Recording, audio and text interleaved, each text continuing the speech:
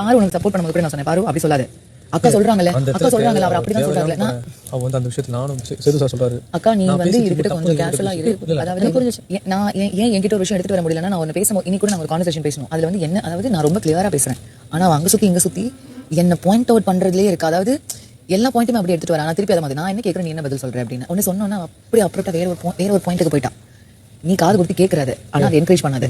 பாயிண்டா இருந்தா அக்செப்ட் பண்ணிக்கோ, பாயிண்ட் இல்லைன்னா மூஞ்சில அடிச்சு. பார்வதியோட டபுள் கேம் ஸ்னேக் கேமை பத்தி புரிஞ்சுக்கிட்டாங்களா? ஸ்னேக் கேங் அப்படிதான் இந்த வீடியோவை பார்த்து தான் எனக்கு சொல்லணும்னு தோணுச்சு. அதாவது பார்வதியே நீக்கப்பட்ட ஆள் கிடையாது, இந்த கேங்ல இருக்கிறவங்களே நீக்கப்பட்ட ஆள் கிடையாது, ஒருத்தங்களுக்கு ஒருத்தங்க சலிச்சவங்களே கிடையாது அப்படின்னு தான் நான் சொல்லுவேன். இந்த கேங்கை பொறுத்த வரைக்கும் நான் சொல்றது தான் கரெக்ட், நான் பண்றது தான் கரெக்ட், நாங்க மட்டும்தான் நேர்மையா விளையாடுறோம், வேற யாருமே நேர்மையா விளையாடல, மற்றவங்க எல்லாருமே குரூப்பிசம் பண்றாங்க அப்படின்னு சொல்லிட்டு இவங்களே தனியா ஒரு குரூப்பிசம் பண்ணி வேற மாதிரி ஒரு கேம் விளையாடுறது இந்த gang. But Parvati something different, something quite different அப்படின்னு தான் நான் சொல்லுவேன்.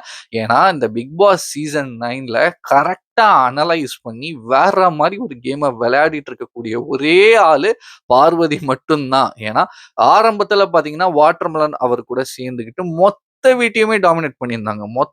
வீட்டையுமே தான் தனியாளா நின்னுக்கிட்டு டாமினேட் பண்ணி வேற மாதிரி ஒரு கேம் விளையாடிட்டு இருந்தாங்க. அன்டில் எப்போ வரைக்கும்னா வைல்ட் கார்டு கண்டஸ்டன்ஸ் உள்ள வரைக்கும். வைல்ட் கார்டு கண்டஸ்டன்ஸ் உள்ள வந்ததுக்கு அப்புறமா அவங்களையும் டாமினேட் பண்ணணும்னு நினைச்சாங்க.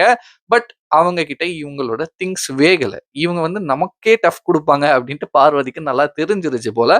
அதனால டக்குன்னு அவங்க கூட போய் ஜாயின் பண்ணி அவங்க கூட சேர்ந்துக்கிட்டு மற்றவங்க எல்லாம் அடிக்கலாம் அப்படின்ட்டு ஒரு மாதிரி பிளான் பண்ணி பண்ணிட்டு இருந்தாங்க. பட் இப்போ அந்த கேங்குக்கும் தெரிஞ்சிச்சு பார்வதியோட கேம் பிளே எப்படி இருக்கு, பார்வதியோட தாட்ஸ் என்னவா இருக்கு அப்படின்ட்டு. ஒரு பக்கம் இந்த கேங்கும் இப்ப அடிக்க ஆரம்பிச்சிட்டாங்க, ஒரு பக்கம் அரோராவும் அடிக்க ஆரம்பிச்சிட்டாங்க, ஒரு பக்கம் கம்ருதீனும் அடிக்க ஆரம்பிச்சிட்டாரு, இன்னொரு பக்கம் விக்கல்ஸும் அடிக்க ஆரம்பிச்சிட்டாரு. இப்போ எல்லாருக்குமே பார்வதியோட கேமை பத்தி நல்லாவே புரிஞ்சிச்சு. இதுக்கப்புறம் பார்வதி எப்படி விளையாட போறாங்க அப்படின்னு தெரியல. ஸோ உங்களோட கருத்தை இந்த வீடியோ பத்தி என்ன நினைக்கிறீங்களோ மறக்காம என் கூட ஷேர் பண்ணிக்கோங்க.